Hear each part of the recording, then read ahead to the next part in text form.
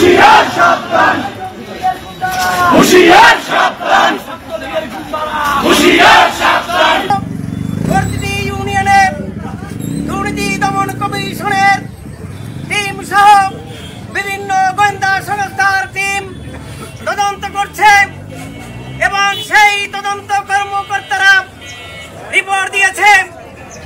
এই যাকে মানবতার ফেরিওয়ালা হিসাবে আখ্যায়িত করা হয়েছিল, এই বিশ্ব চোরের ফেরিওয়ালা আজকের দুর্নীতির দায়ে ভান্ডারিয়া থেকে পালিয়েছে।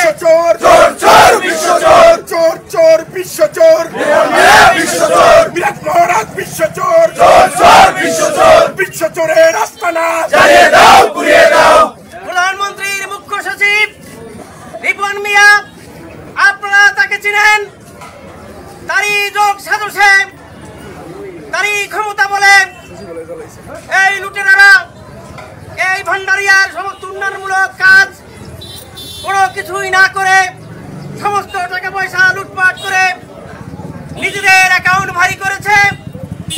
আজকের এই 5ই আগস্টের পট পরিবর্তনের পর এই লুটেরারা ভান্ডারিয়া তথা এই বাংলাদেশ থেকে পালিয়ে বিদেশের মাটিতে ঘাঁটি করেছে। কিন্তু বিদেশের মাটিতে ঘাঁটি করেও এই চোরের দল রেহাই পাবে না। ইনশাল্লাহ আপনারা সকলে ঐক্যবদ্ধ থাকবেন। আপনারা যেখানে এই বিশ্ব চোরদের আপনার এই মিডিয়ায় দেখবেন, সেখানেই আপনারা শেয়ার করবেন।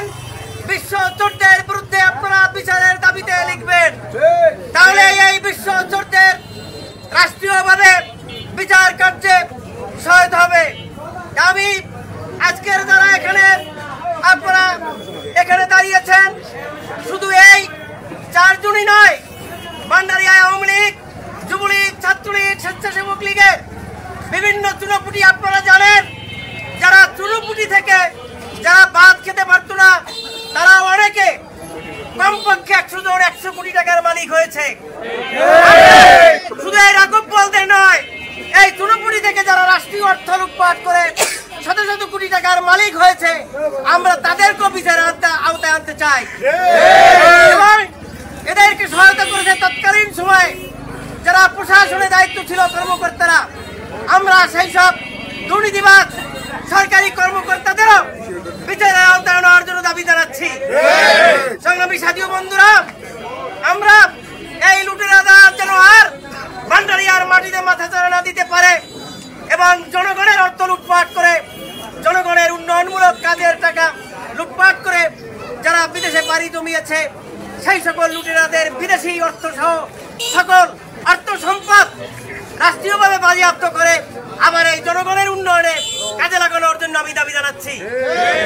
সবাইকে এই আন্দোলনে সব সময়ের জন্য ঐক্যবদ্ধ থাকার জন্য আমি আহ্বান জানিয়ে আজকের এই পথসভায় সংক্ষিপ্ত বক্তব্য শেষ করছি।